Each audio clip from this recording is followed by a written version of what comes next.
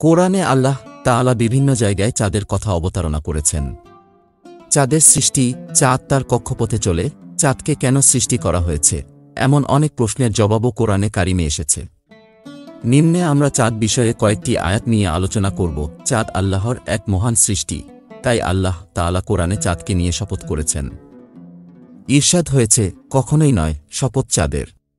সূরা মুদ্দাসসির আয়াত ৩২ অন্য আয়াতে এসেছে, এবং আমি শপথ করছি চাঁদের, যখন তা ভরাট হয়ে পরিপূর্ণতা লাভ করে। সূরা আল-ইনশিকাক আয়াত ১৮ মানুষের স্বভাব, বড় কোনো কিছু দেখলে তার প্রতি শ্রদ্ধাভক্তি বেড়ে যায়, এমনকি তার উপাসনা শুরু করে দেয়। আল্লাহ তাআলা সতর্ক করে দিয়েছেন যে চাঁদ আল্লাহর একটি সৃষ্টি মাত্র। ইরশাদ হয়েছে, তারই নিদর্শনাবলীর অন্তর্ভুক্ত হল রাত, দিন, সূর্য ও চন্দ্র। তোমরা সূর্যকে সিজদা করো না এবং চন্দ্রকেও না, বরং সিজদা করো আল্লাহকে, যিনি এগুলোকে সৃষ্টি করেছেন, যদি বাস্তবিকই তোমরা তার ইবাদত করে থাকো। ঝলমলে চাঁদকে দেখার পর ভাবনার কথা এসেছে কোরআনে। আল্লাহ বলেন, অতঃপর যখন সে চাঁদকে উজ্জ্বল রূপে উদিত হতে দেখো তখন বলল, এই আমার রব। কিন্তু যখন সেটিও ডুবে গেল তখন বলতে লাগল, আমার রব আমাকে হিদায়াত না দিলে আমি অবশ্যই পথভ্রষ্ট লোকদের দলভুক্ত হয়ে যাব। সূরা আল-আনআম আয়াত ৭৭। চাঁদ আল্লাহ প্রদত্ত নূর। ইরশাদ হয়েছে, তিনিই আল্লাহ, যিনি সূর্যকে রশ্মিময় ও চন্দ্রকে জ্যোতিপূর্ণ করেছেন এবং তার পরিভ্রমণের জন্য বিভিন্ন মঞ্জিল নির্ধারণ করেছেন, যাতে তোমরা বছরের গণনা ও মাসের হিসাব জানতে পারো। আল্লাহ এসব যথার্থ উদ্দেশ্য ছাড়া সৃষ্টি করেননি। যেসব লোক জ্ঞান বুদ্ধি রাখে তাদের জন্য তিনি এসব নিদর্শন সুস্পষ্টরূপে বর্ণনা করেন। সূরা ইউনুস আয়াত ৫ চাঁদের মাধ্যমে মানুষ হিসাব করে। ইরশাদ হয়েছে, তিনিই ভোরের উদ্ঘাটক। তিনিই রাতকে বানিয়েছেন বিশ্রামের সময় এবং সূর্য ও চন্দ্রকে করেছেন এক হিসাবের অনুবর্তী। এসব মহাপরাক্রমশালী সর্বজ্ঞ সত্তার পরিকল্পনা। সূরা আল-আনআম আয়াত ৯৬।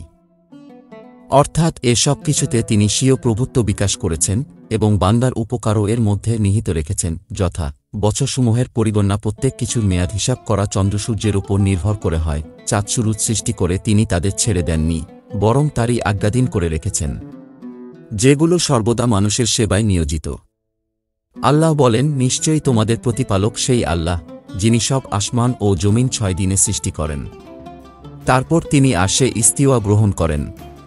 তিনি দিনকে রাতের দ্বারা ঢেকে দেন, যা দ্রুতগতিতে ধাবিত হয়ে তাকে ধরে ফেলে, এবং সূর্য, চন্দ্র ও তারকারাজি সৃষ্টি করেছেন, যা সবই তারই আজ্ঞাধীন।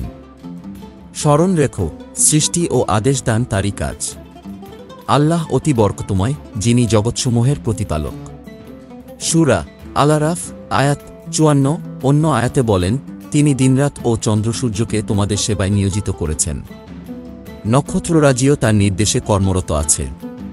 নিশ্চয়ই এর ভেতর বহু নিদর্শন আছে সেসব লোকের জন্য, যারা বুদ্ধি কাজে লাগায়। সূরা আন-নাহল আয়াত ১২ চাঁদ সব সময় ঘূর্ণায়মান থাকে।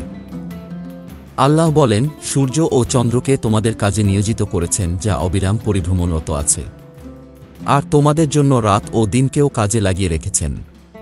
সূরা ইব্রাহিম আয়াত ৩৩ চাঁদ আল্লাহর জন্য সিজদা করে থাকে।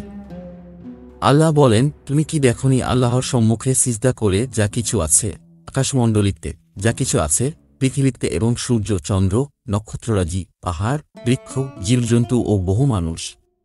আবার এমনও অনেক আছে যাদের প্রতি শাস্তি অবধারিত হয়ে আছে। আল্লাহ যাকে লাঞ্ছিত করেন তার কোনো সম্মানদাতা নেই। নিশ্চয়ই আল্লাহ করেন যা তিনি চান। সূরা হজ আয়াত ১৮ চাঁদ নির্দিষ্ট কক্ষপথে চলে, এর মধ্যে কোনো ধরনের ব্যত্যয় হয় না। ইরশাদ হয়েছে, চাঁদের উদয় এবং অস্তের নির্দিষ্ট সময় রয়েছে, এরপর তার এই পরিক্রমণ বন্ধ হয়ে যায়। তুমি দেখনি আল্লাহ রাতকে দিনের মধ্যে প্রবিষ্ট করান এবং দিনকে রাতের মধ্যে প্রবিষ্ট করান, এবং তিনি সূর্য ও চন্দ্রকে কাজে নিয়োজিত করে রেখেছেন, প্রত্যেকটি নির্দিষ্টকাল পর্যন্ত বিচরণশীল। এবং তুমি কি জানো না, আল্লাহ তোমরা যা কিছু করছো সে সম্পর্কে পরিপূর্ণ অবগত। সূরা লুকমান আয়াত ২৯।